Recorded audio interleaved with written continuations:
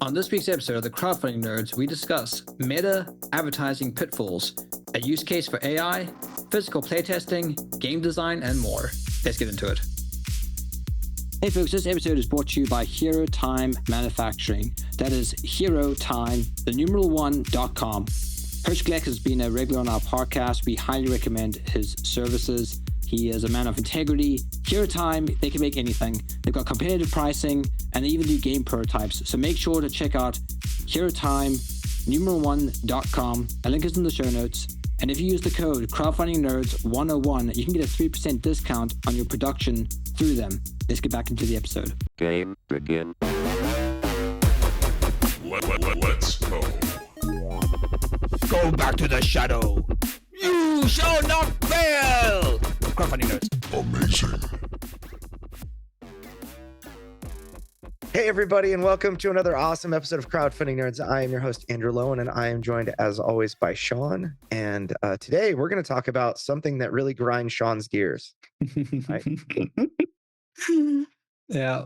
Well, on the way to this podcast, I was delayed, and the reason is because I was trying to create a Facebook ad, and I thought, oh, this would be quick. I just duplicated it, and then I was expressing to Andrew why I was late and my frustrations of trying to get this ad up. Eventually, I just gave up. I was like, this is taking too long. I'm going to be too late for the podcast. I'll have to do it after the podcast. And yeah, we decided it would probably make a good episode for people to at least be aware of that there are some glaring frustrations when using meta marketing and just things that you need to be aware of, because if you're not aware of them, if you're just going in and trying to create your own ads, you're probably going to destroy your campaign, which could cost you thousands of dollars in ad spend, depending on how much you're investing. So we want to make sure that we can at least cover some of the kind of the catches. And in fact, I will probably go through like setting up a campaign in this episode and things that you need to be look out for. Obviously, this is only relevant to 2025. It changes all the time, but hopefully give you an understanding, if nothing else, that you need to be very vigilant when creating your ads on Meta. Right. And even like hundreds of dollars is a seriously big problem if you have a limited budget and you're trying to do this yourself. Just Meta's AI is going to send your ads to all sorts of people that are not your lowest hanging fruit. And the whole concept, marketing 101 is your most effective marketing spend is spent on your lowest hanging fruit. The adage is, to digress just for a second, the adage is relevant to fruit trees, where the lowest effort is to pick the apple off of the tree that is nearest to you. You don't want to get a ladder, climb up all the way to the top and pick the furthest to reach apple. It's a lot of effort to do that. And so the adage switched into marketing, if you weren't familiar with this, is that the customer that is most excited, most ready to purchase your game, as soon as they hear about it, maybe they just hear the name and they're like, oh, that's perfect. That is your lowest hanging fruit. And so it's the easiest customer to acquire. You'll spend the least amount of money. You'll spend the least amount of time having to convince that person. They'll need to read the least amount before they're super excited. And they're most likely to tell all their friends about it because it's the perfect type of game for them.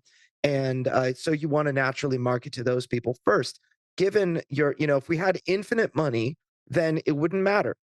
Your low hanging fruit, high hanging fruit, you just hire a bunch of planes to carry messages all over the world, deliver handwritten letters to every single house in the entire world, letting people know about your game, and then you would get all of the people, in some form or fashion. But because we have a banker. Yeah, that's right.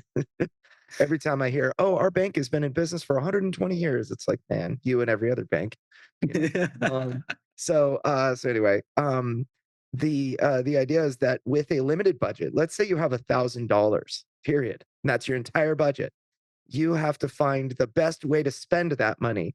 And what we're going to share with you in this episode, and we deal with clients that have a couple of $1,000s to spend on Facebook ads, to mid 5 figures, to people that are like, I will spend any amount of money I need to in order to make this successful.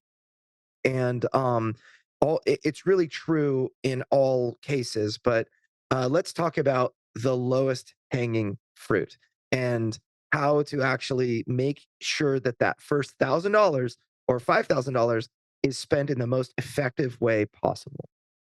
It is generally, I mean, to boil it down super duper simply, you want to make sure that your ad, who it is delivered to. Obviously, the ad needs to be good. When you create the ad, you make it as solid as possible for those people that you want to bring in. But then who it delivers to, this is very important, has to be the tightest, most specific group of people that you can possibly define that would kind of indicate those are your lowest hanging fruit. So if I'm creating a Resident Evil board game, then I'm looking for not just people interested in like post-apocalyptic stuff. I'm looking for people interested in the IP Resident Evil, right? And if I'm making a game about ciphers, and like Sean, you're working on this game called Cypherpunk, then I'm going to be marketing to people that are interested in cyberpunk as well as ciphers and code cracking.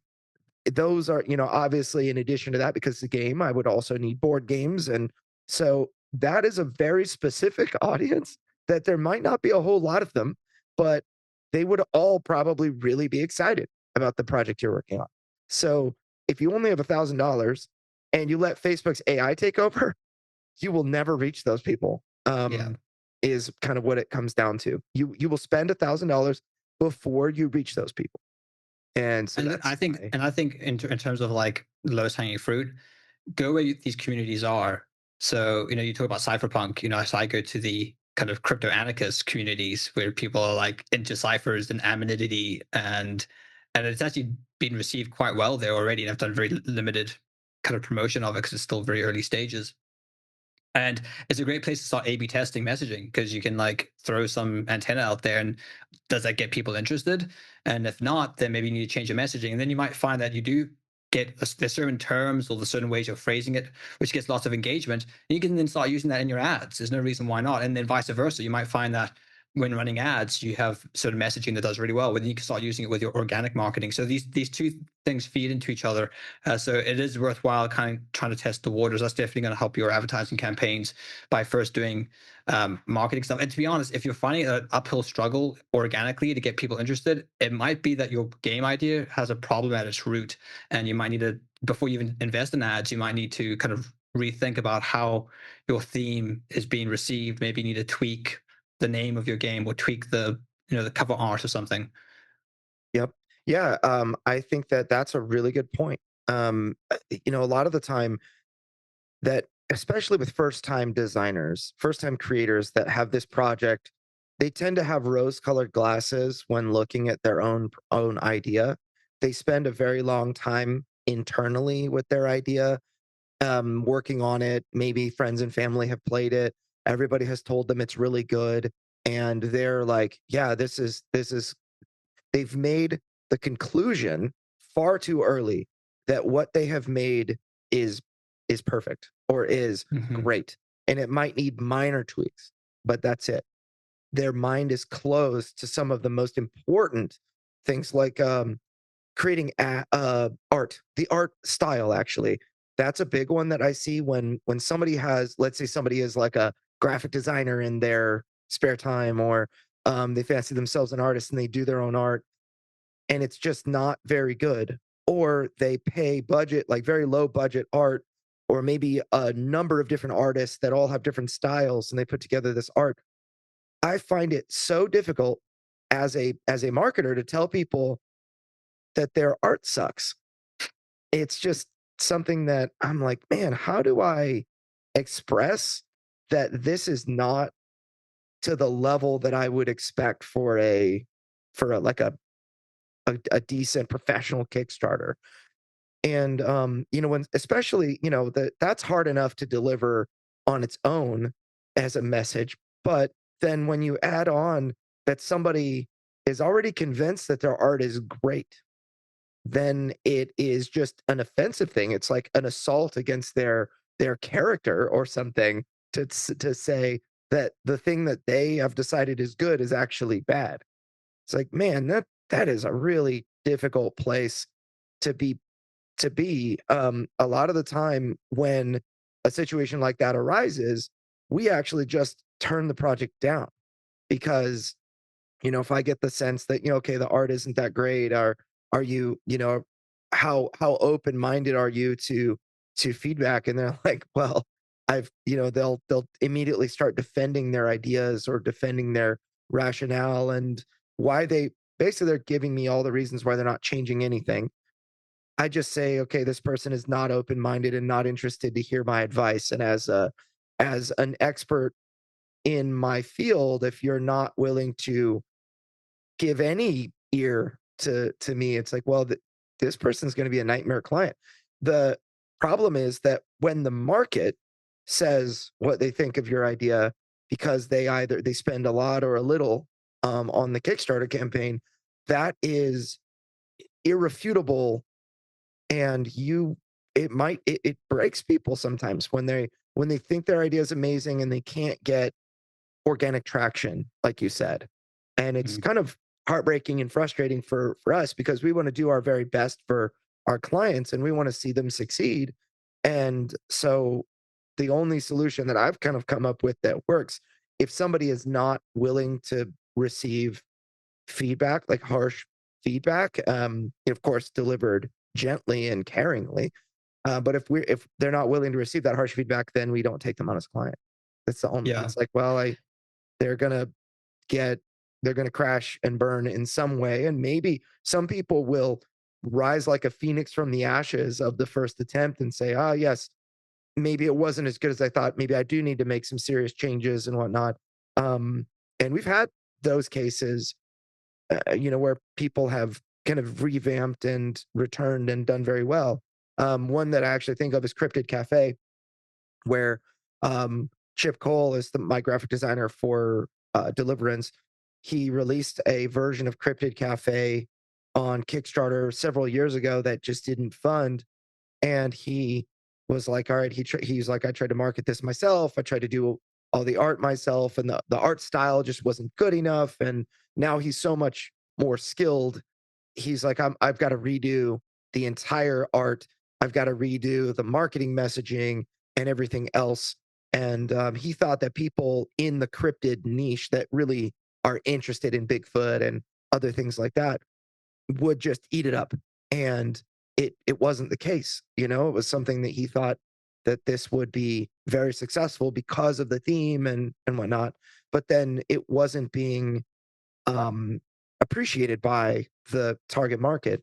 And after a little bit of soul searching, a lot of work redesigning the art, and then bringing us on for marketing, we worked on messaging and whatnot. He had a very successful Kickstarter. I want to say he raised like 500% of his very reasonable goal.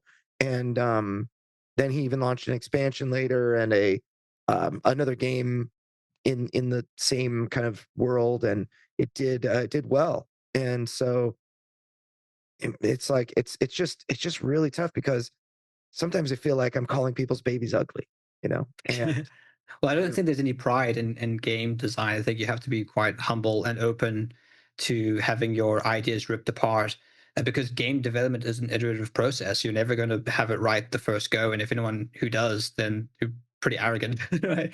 And you're going to make bad games. So, it's an element of, you do have to get your stuff out there, get your feelings hurt.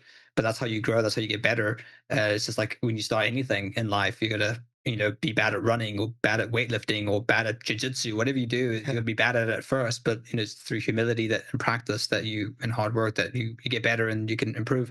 But I think when it comes to art, there's also an element where it's like it can be a little bit subjective, because I know that people have criticized like Deliverance. I know you had like publishers looking at Deliverance and they didn't like the art style and things. So there is some of that, but I think we can all agree that there's professional and there's sloppy. So as long as it's not sloppy and that it shows intent and that it's I don't know, maybe at least it makes sense, then that's good. But when it looks amateur and it feels amateur and it feels sloppy, then it's going to turn people off, because they're going to think, okay, what else is sloppy in this? Is the game development going to be sloppy? Or if there's like a typo in it, then people are going to be like, oh, if there's typos in this, then probably not going to be great.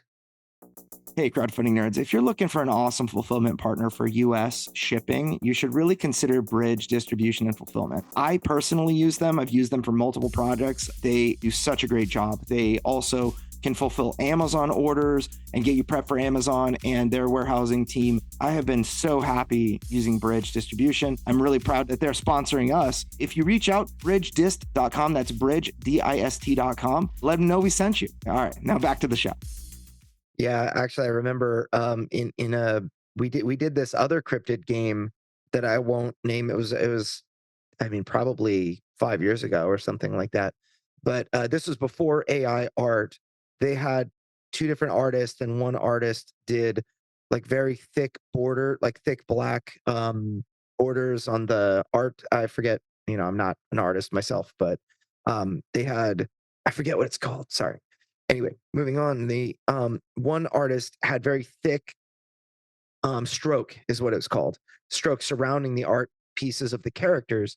And then the other artist doing characters had a very thin stroke with almost like a pencil sketch look to the art pieces. And they just looked very different. So they were obviously done by two different people. Fast forward to 2025, you have AI slop, right? That looks really, really good in a single image. And you might be able to get away with it in a few images. But I mean, all the way to the highest levels, you see people trying to hide the fact that they're using AI. And it's really obvious to players. I would say that, at the highest level, in fact, they just announced a Magic the Gathering Teenage Mutant Ninja Turtles set. And I was all excited because, we have a guy on our team, Jacob, just loves Teenage Mutant Ninja Turtles. And it makes me excited because, that was a big part of my childhood and whatnot. And the art piece for the lands, they had like a swamp, for example. All of them were a Ninja Turtle or a bad guy or whatever holding a piece of pizza, and there was like a mushroom on the pizza that was actually a swamp icon for Magic the Gathering. And on this particular art piece, there's actually the thumb of the hand is not holding the pizza. It's like off in a weird direction. It's a very strange thing. And so like a lot of the time what happens today is like you'll have an art piece that is designed that started from an AI image where the artist will paint over the AI image and make it their own. But then you'll see some really strange interactions. Like an artist would never paint a hand holding a pizza with the top four fingers and not the thumb. It just doesn't make any sense. And so that image began with AI, and it just makes me mad. It's like, well, that just is frustrating. What I do for Magic the Gathering is I look at that individual artist and I'm like, man, that guy's not going to be working for Wizards of the Coast for very long with AI. And I know that that's something that Wizards of the Coast deals with on a number of different, there are many artists that kind of, I don't want to say many, but there are some artists that have been exposed for using AI art. I think Call of Duty got into trouble because they had an update and there was like a zombie and it had like 6 fingers. So clearly it was like AI that produced it. But yeah, there are AAA studios and big publishers that do this. Yeah, well, there are examples of images like I think about like certain Marvel related images and Magic the Gathering related images where people will sleuth out the exact hammer that was used. Let's say like Thor is holding his hammer in an old comic book. That exact hammer was almost like traced and used in other forms of media, and it's very easy to see. That's just straight up copying work, and it's a big no-no. And given the fan base of Magic the Gathering, it's huge. You've got a lot of people that are willing to sleuth out or that just simply have a lot of experience with old things and like, this looks like something I read in my, teens and they get discovered. I think that AI art, it's the same exact thing as copying someone else's work. But if an artist takes an AI image, uses it for the background, and then paints over it, it's not as bad to me, but it just leaves a lot of, it's all you need is just that one thing. It's like the thumb that looks unnatural. It's like, okay, well, that makes me not very excited about this entire project. And it's weird how it's just as a customer, I feel that way nowadays. But back 5 years ago, it used to be the exact same. It was just, this shows low effort, I think is the conclusion. And as a customer, if something shows low effort, I'm out. But even to your point, in terms of different art styles, one having the thick border and something else, and that's actually one reason why my kids are really into Pokemon cards lately.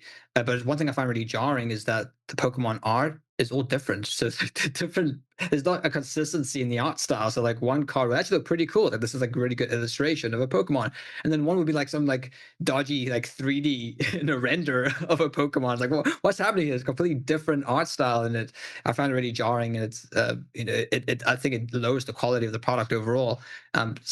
Even that, you might actually have good art, but if you combine different art styles, it just doesn't work in that itself. So it's more than just having good art; it's also having good graphic design sense and layout sense, and understanding how typefaces work and sizing works, and all these other things, and spacing. So that all goes into the package of what we kind of generally call art for board games. Yeah. Art direction, I think Magic does a really great job with this, and Pokemon, in my opinion, doesn't do as great of a job with this. Where Well, I think it's connected to the commercial element of trading card games. You have like a Pikachu. One Pikachu looked great. It's like a really good art illustration. One Pikachu is like some dodgy, like, I don't know, crochet 3D animated, dodgy looking card that nobody wants. So you're gonna obviously trade that one and get the cool art piece. Yeah, I think that as an art director, you need to have rules that you put in that you're like, hey, this is how we do things here. So, but anyway, let's get back to the discussion about like this Meta. Yeah, why is this Well, all relevant to meta? Well, Started talking yeah. So hanging fruit. we talked low hanging fruit. We talked about limited budgets. If you into Meta and you're like, okay, great, I've got $1,000, whatever, to promote my board game. Going to use Meta. Everyone's told me it's great. I'm going to try to do it myself. Ooh, oh boy, get out course. Is what I would say, especially because I'm going to be updating it in December, because Meta has introduced so many hidden knobs and switches and AI prompts that if you don't know what you're doing, you're going to leave one of those things on, and it's just going to completely deplete your ability to get any type of traction. It really is a pity. I feel like Meta is really trying to push everybody towards AI and automating all systems. It's like their crazy technocratic idea of the future where we'll all be living in pods, and you just push a button and you start a business. But it's, for the time being, they are really trying their hardest to force everyone down this AI pipeline.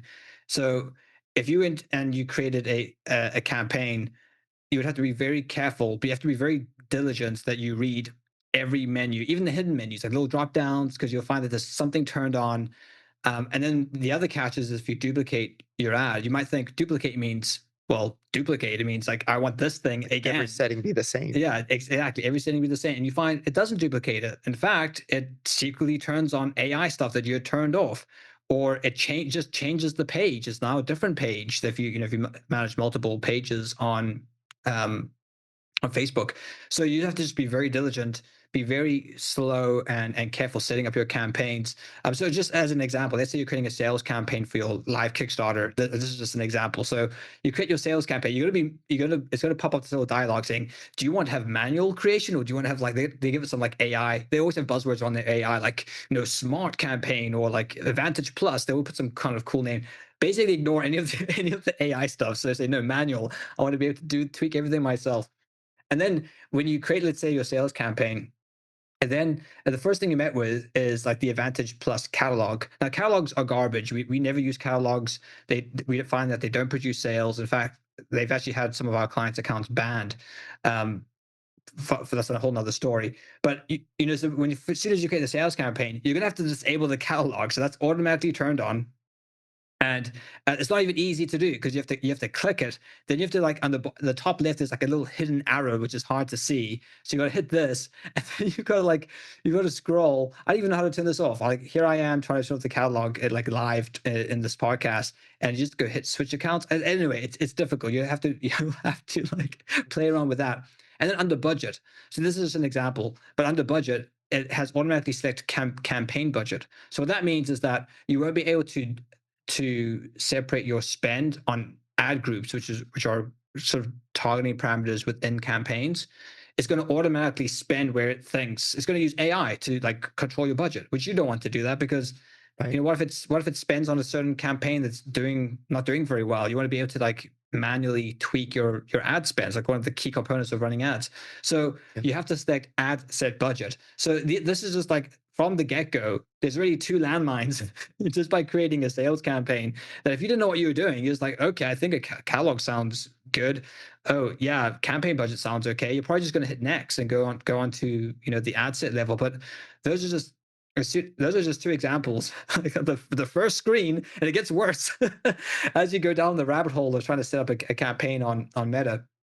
I have two things that could really catch you out. So honestly, if nothing else, get at least one consultation session with us to at least look over your campaigns and make sure you've set them up correctly. If you are going to do this, I think that $100 spent with an hour on us to look over your ads would be much better than spending $100 on your ads with dodgy settings. You're going to waste that money anyway. So certainly reach out to us and we'll do our best to help you. But yeah, there's a lot on our minds, and hopefully by just kind of going over that little overview, you understand that there's a lot of problems with meta ads, and it's going to get worse. I don't see it getting better. Yeah. It's pretty gnarly, when you think about it, because one of the things that AI will optimize for is for the goal that you set during the campaign when you create it. The goal that you actually have in your head is going to be how can I, depending on the phase that you're at before or during or after your crowdfunding campaign, you're going to have different goals. Before the campaign, you may want to get as many emails to your list as possible, or as many followers to the Kickstarter page or GameFound notify page as possible, that pre-launch page. During the actual campaign, your goal will be to make as much money as possible, right? You want to get as many pledges and that kind of thing with the ad spend. And then after the campaign, pre-orders, or even when your e-commerce store is live, you want to make sales. These goals that you have, if you don't know how to accurately place them within Meta, which can be very difficult to track purchases or to track leads properly or whatever. There are other things you have to do, put in on your Facebook pixel and get the settings right and whatnot. If you don't know how to do that, it's very easy to just create a traffic campaign and say, okay, I'm going to try to optimize my campaign in the way that I can see is working. Like if I have a traffic campaign, it's the simplest thing to set up. And I'm sending people to my landing page to get email addresses, or I'm sending people to the Kickstarter pre-launch page to get follows, then I can look every day, say, okay, I spent $20 yesterday. I had 100 followers.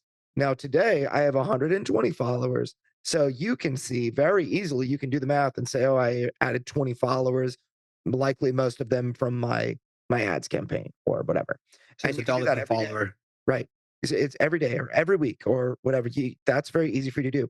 However, if that is not what Facebook has been trained on, they're not going to care that that's your goal. Facebook is going to say, well, you want me to optimize this campaign for link clicks, and the best link clicks I can get are from Bangladesh. We get 1 cent a link For people who are 7 years old and above. Yeah.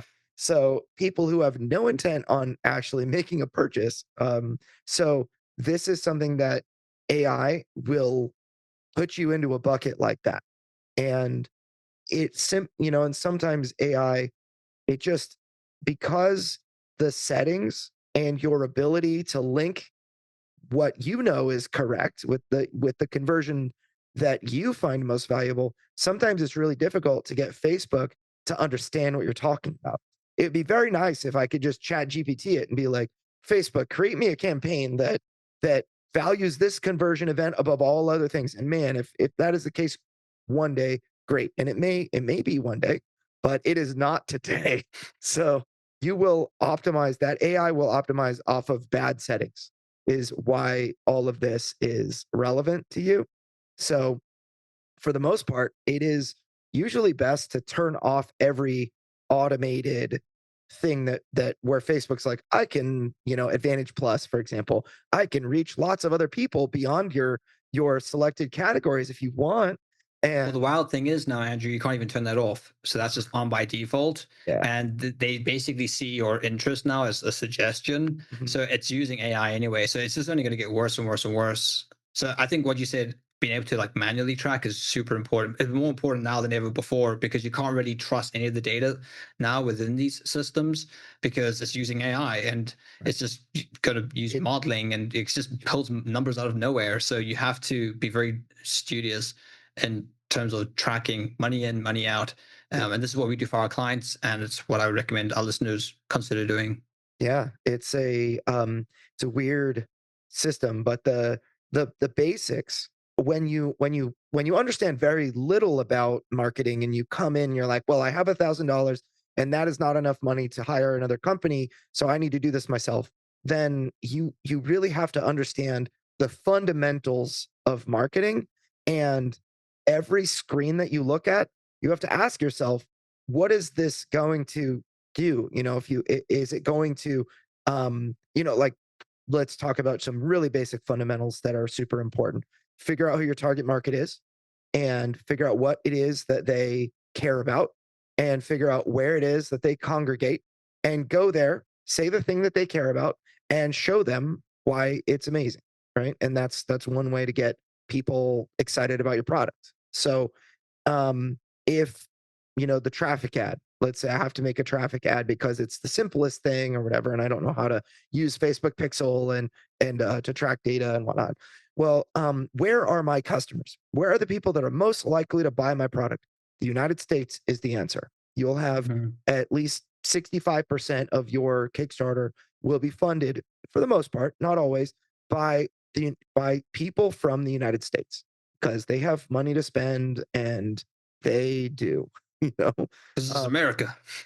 yeah, so No, that's true. Like, and the way you can see this, if you go to any Kickstarter page, go to the community tab, and it tells you which countries people are backing from, and you'll see time and time again the majority country for any campaign is the USA, yep, without so exception. right. And then the second most popular area is most often Europe, like the EU in particular.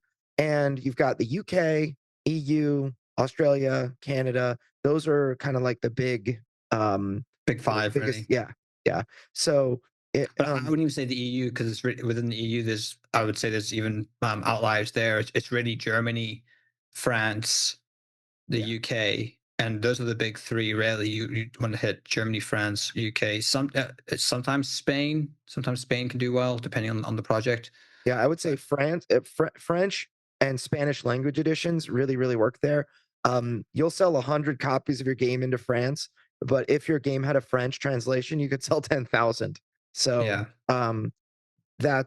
So generally, Germans have a very good grasp of the English language overall, and they love games. So the people that speak English there probably love games, love board games. So if that's your area, but the idea is that if you only have $1,000, you want to market that, you want to spend that money in the place that the greatest number of your customers go, and the highest likelihood of them spending money on your project. So more disposable income and a higher likelihood of backing, and that's the United States.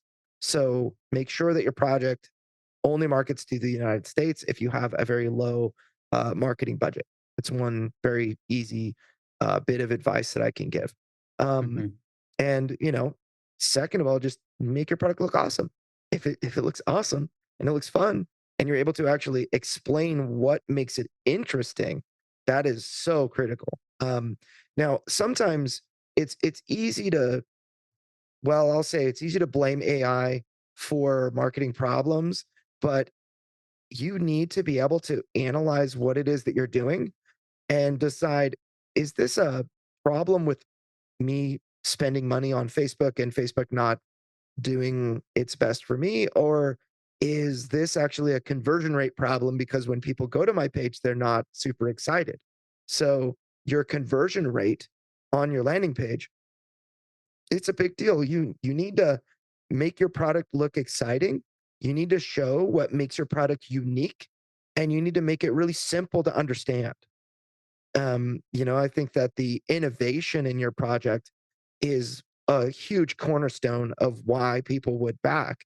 So, even though we're talking about AI and our frustrations with it, you can't blame it for your lack of conversion if your page is average or just doesn't show innovation. Yeah, this is where something like MailerLite is a really great place to start off with. So there's the link in the description here if you want to get started up with MailerLite. But they have a built-in landing page creator, and it automatically tells you the conversion rate of your landing page. So that's great if you're starting off. It's a simple builder, but when you're starting off, you only need something simple, and that's a great place to start off. Again, in our course, I'm going to be updating a section on how to use MailerLite, the built-in landing page for folks who maybe can't develop a landing page themselves or can't get developers in. But MailerLite has some pretty good tools out of the gate that you can leverage that will tell you the conversion rate, and you can start A/B testing. You can start tweaking your landing page to get that conversion rate up. Ideally, we like to see a 10% conversion rate of landing pages, but ideally, the higher the better. So if you can get to 40, 50%, perfect. That's kind of where you want to be sitting. But that's going to greatly change the kind of cost per lead. If more people are converting on your page, the cheaper your cost per email capture will ultimately be. So all these things work together. It's making sure you don't have any dodgy Facebook meta things turned on. Make sure that your imagery looks good. Make sure that your messaging is clear, and then presenting your game in a way that is compelling on that landing page is also very important. Yeah, bringing people alongside you and as you are developing your game will really, if you pay attention, it will really help teach you what people care about, what people value, what people think is innovative about your product. They'll tell you. Maybe they won't use those exact words, but if you know what to listen for and you know the right questions to ask, you can kind of suss out what makes your game and what other people that are your biggest fans think about your game and what makes it innovative. One thing that I think is a really, really great way to do this that is probably undervalued, especially in today's day and age, is going to a convention and sitting down with players and playing your game with them. That is a huge deal. And they will tell you what makes your game interesting, what they liked about it, and that kind of thing. So to use an example for myself, we have this game we're working on that we're codenaming Angelcraft. And Sean, you and I actually played it a bunch at the Strong Tower Con, a month and a half ago, and we had a great time. But a lot of our players that were fans of Deliverance, fans of our company, they came in and gave it a go, and some of the things that they really liked about it quite surprised me, and other things that I thought were going to be really, really cool ended up being like, yeah, that's okay. That is kind of like a standard feature that I would expect, but it's nothing special. It's like, okay, well, sometimes it hurts my feelings, but I need to hear this stuff, And so one example of something that people really loved was this kind of class, when you recruit units of a particular class, you get class bonuses. So you want to build toward those bonuses for your army. And they really love that. They're like, oh, I'm recruiting more warriors so I can get that warrior bonus and stuff like that. I thought, wow, I actually thought that was kind of like almost like a sideshow in the game, but it's actually the main thing that players were working toward. It was the very satisfying thing that they were like, oh yes, I just got 3 warriors. Now I have this cool Powerful. yeah. So that was one thing that I was very surprised about. I was kind of also surprised just generally that the gameplay loop was in a much better place than I thought. I thought that it was really rough and that we would have all sorts of problems, but it actually ended up working out decently well. What were some things that you took away from that in particular that you thought, that surprised you, or what questions were you asking people? I don't know if you were kind of had the same eyes that I did, looking as a game designer. But Yeah, no, I certainly was just thinking about how people were responding to it. In fact, I was thinking maybe I played it too much because you probably wanted to get your fans to let you play, but I just wanted to like play games with the crowdfunding nerds team whilst I was there.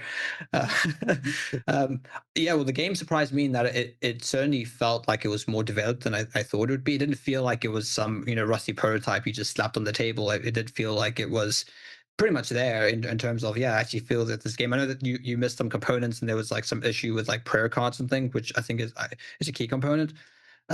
But yeah, I think the kind of core I felt was there. I feel like a lot of it maybe when I played, a lot of it might just be clarity in the kind of graphic design, which is you're playing with a prototype, it's not final art, and that nothing's there. And a lot of your feedback, I think, was actually on the kind of graphics, how to present things so it's clear when someone's sitting across the table. And maybe that's I think one of the danger of Tabletop Simulator, because something I'm currently going through with my sort of game that I've been toying with and been play testing with my wife. And she's like, I don't want to play this on Tabletop Simulator anymore. I want to play it on the table. So I have to now go like get a print and play of it. But I do think it's important to actually like have a physical version, or you have a physical version of Angelcraft now, because it is a very different experience playing on tabletop. Tabletop is clunky. Yeah. It's going to take longer than a normal play session. And there's a physical element to board games in terms of like you physically pick up things and you drop them, and how finicky are the components, how finicky is this mechanic, and that can be masked to a degree on Tabletop Simulator when you can jump around the map and you can just delete objects and you'd have to find a place for this. So I do think if you are playtesting your games, Tabletop Simulator is great, I think, for early playtesting, but that you will eventually have to create a physical prototype of some sort and get in front of people and have like flesh and blood. Yep. One other thing that's really interesting for me in my company where I'm at, I use Tabletop Simulator a lot for Deliverance, and we're at now our first expansion. We're nearing the very end of the development of the expansion, and we use it constantly for development. And we're actually all like internally as a team, we're all very familiar with Tabletop Simulator. We're all very familiar with the way the Deliverance works on Tabletop Simulator, and we have a very a good cadence of let's of like how it flows. So it works pretty fast for us. Now this is actually can be a negative when we play in person. There are tokens that are much more fiddly to deal with, whereas like all these bags on Tabletop Simulator are right next to each other. You can just grab, oh, I got cursed, so I can grab a cursed token. It's very easy. But then in real life, if your tokens aren't organized very well, that one thing could take a very long time. Now in Angelcraft, everybody on the team internally, because they're, as far as game design, they're all like kind of newer. The people that are on my Deliverance team, we have a couple of people that have published games, but nothing that's like a real like breakout hit or anything. So we're all kind of working on this stuff, and I love games that have chips in them. I love chip theory games. I love Isofarian Guard and other games like like that with premium chip components. And I'm like, man, the tactile feel of adding and removing health chips and flipping a chip from one side to the other and all this stuff, it's really satisfying in real life. But in Tabletop Simulator, you can't. It's so annoying. Like if you need to remove a health from something that like the chip on the top blocks you from removing, so you actually have to remove the chip on the top and then remove one health, but you might actually pick up the whole stack. And if you needed to remove 3 health, or you needed to remove something on the bottom, it's like you have to flip the stack over and then pick the thing off the bottom and then flip whatever. It's just so frustrating and annoying. And the team was convinced. They were like, no, we need health tracker dials for each of the units. I'm like, guys, you don't understand. Like when this goes into like a physical, and it was one of those things as the leader of the kind of the head designer, I was able to just say, nope, we're not doing any of that. I reject all of those things. We're doing what I want. That's it. And everyone's like, okay, fine. They're all offended and, rubbing their bruises and stuff like that from the shellacking that I just thought came in and said, nope, none of that.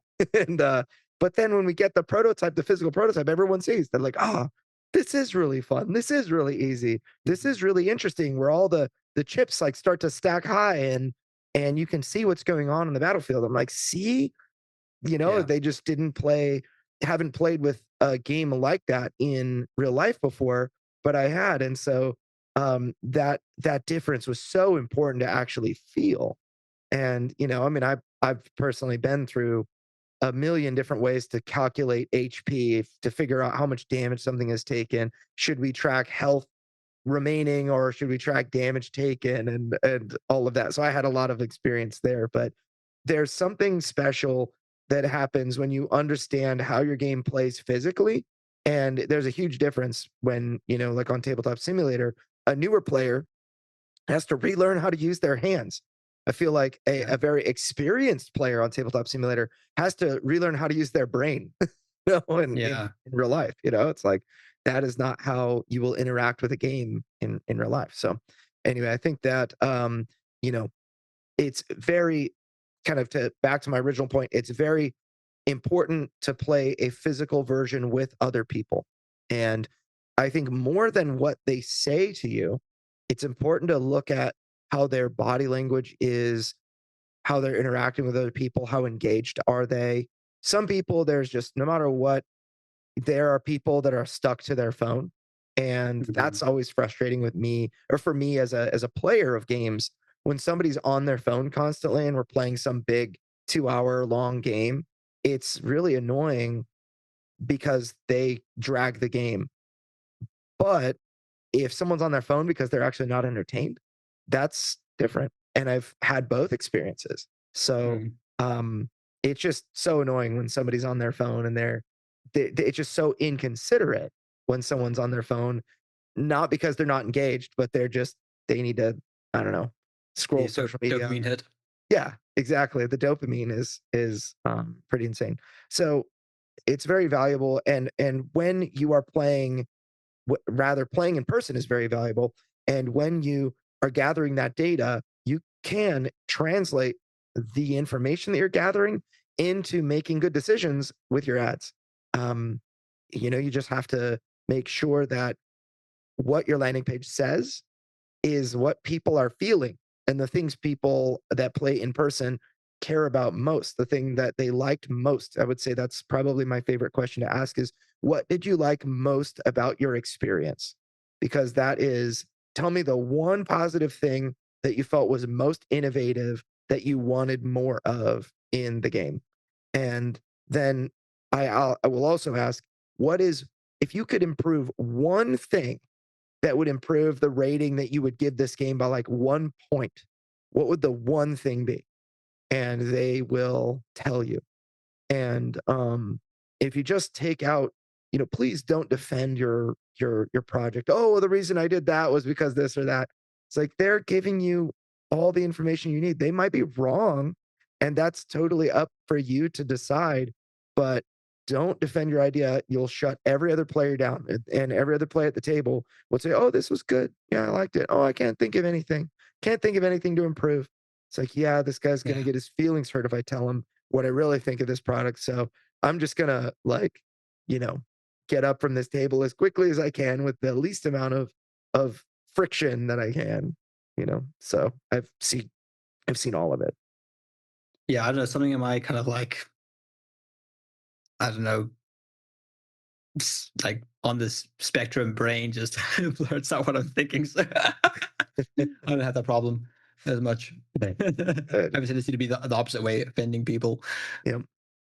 Yeah. So it's anyway. So kind of to wrap up with this, what advice do you have for people that are going to create their own Facebook ads when they deal with this AI stuff? Any kind of last minute pitfalls to avoid, or yeah, I suppose maybe just reiterating what I said. Go slowly. Make sure you check every nook and cranny, and then hire us to look over your. I know it might sound kind of like, oh, just hire us, but I do think spending a little bit of money, investing in getting some professionals in to look over what you're doing and maybe check in on you in a week's time or something is going to be valuable, and it's going to be well worth the investment.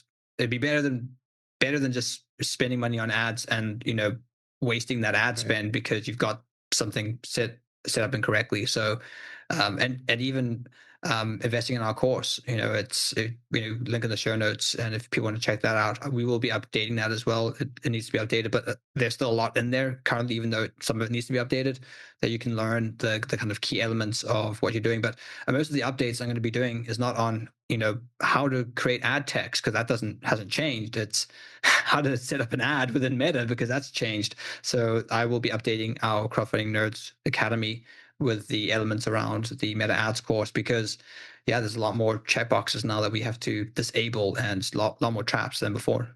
Yep. I'll also add one thing, which is that we use AI all the time in, especially on the next level web side of business, where we will create articles or things like that that are AI generated.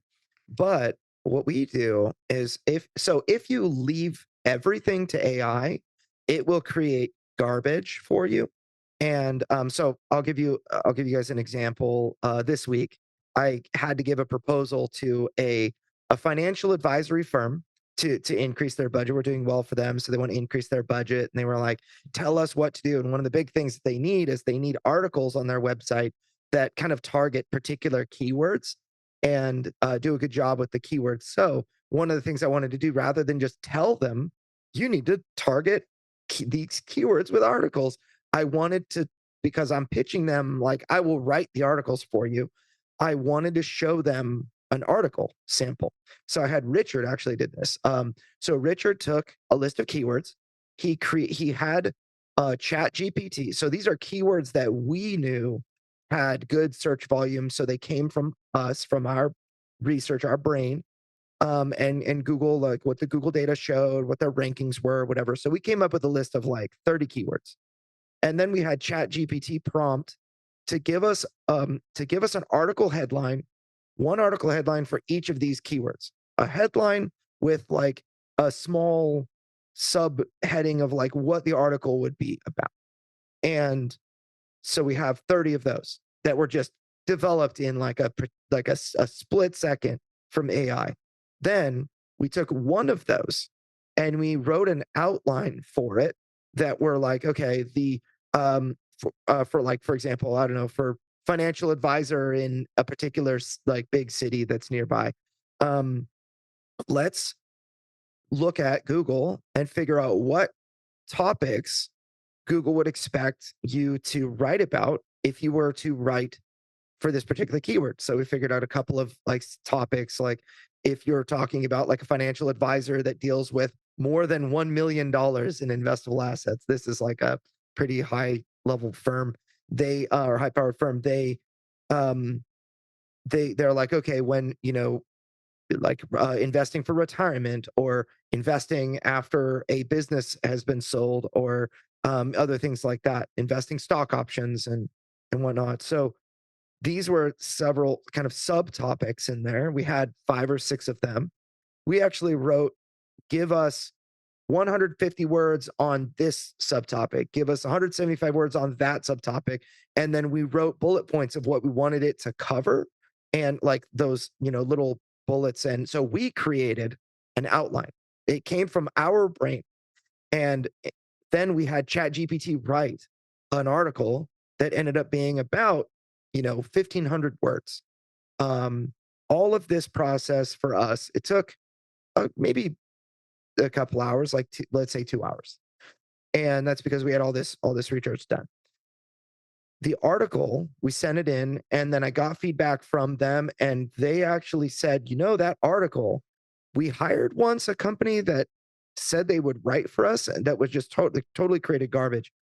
I was learning things from your article. I read the entire 1,500 word article, and I thought, this is crazy. Andrew must have some sort of expertise in this area. And I'm like, dude, I don't know the first thing about investing, but I do know how to create a good article using AI.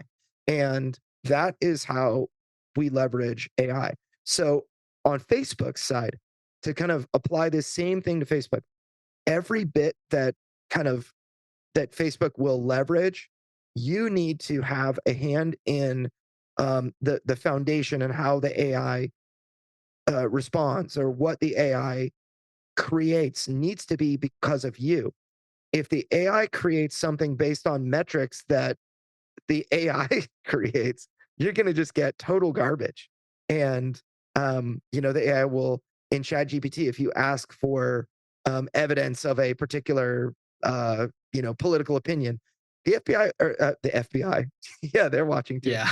The AI will straight up make up court cases that supports its position, and so you can't really trust yet what AI writes. And I would expect I would that you never should- trust anything AI writes. I think you should always have your As- human brain look over it. That's right. So the value, I think there is an extreme value of so I think there's a generation that will just, we've got like AI girlfriends and stuff. So there's a generation of The of dystopias, yeah, man. yeah, that a generation of people that will just do and believe whatever AI says. But I think that if you want to rise above this generation as sort of a leader in any capacity, your brain and how you leverage AI and how you exercise command over what AI is capable of, I think that's what's going to set you apart. So as we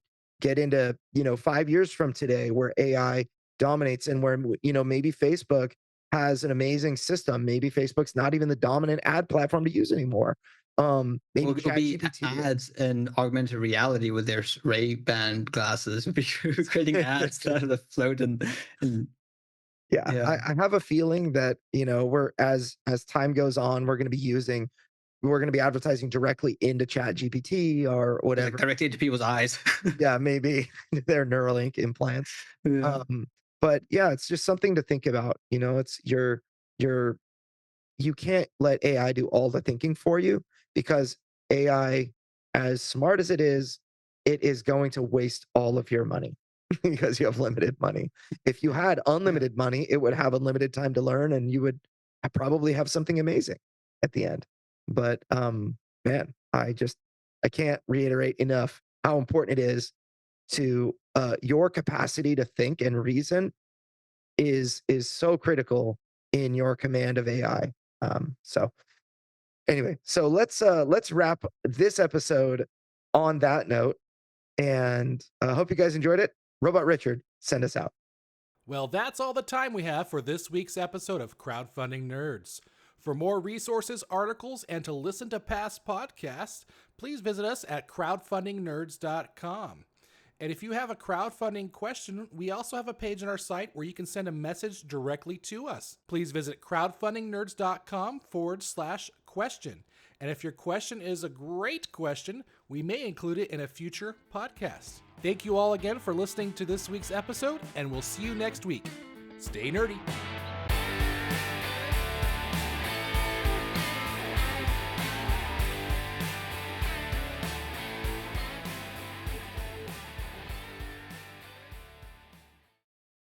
Hey, crowdfunding nerds, it's Andrew Lowen, and I wanted to introduce you guys to the Crowdfunding Nerds Academy. If you don't know, we have a do-it-yourself course system that will teach you how to build, excite, and prepare a crowd to fund you on your launch day, and that is our goal. I have used these systems to help raise over $30 million for tabletop campaigns, over 200 tabletop crowdfunding campaigns since 2019.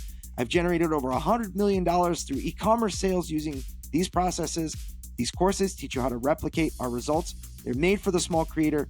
Over 150 of those people were first-time creators. These courses contain hundreds of hours of podcast discussions and tons of details that are almost impossible to find on the internet. And they have been distilled into concentrated courses that you can absorb quickly. They are designed to generate results. We hold nothing back. Visit crowdfundingnerds.com/academy to learn more, or just Google search Crowdfunding Nerds Academy.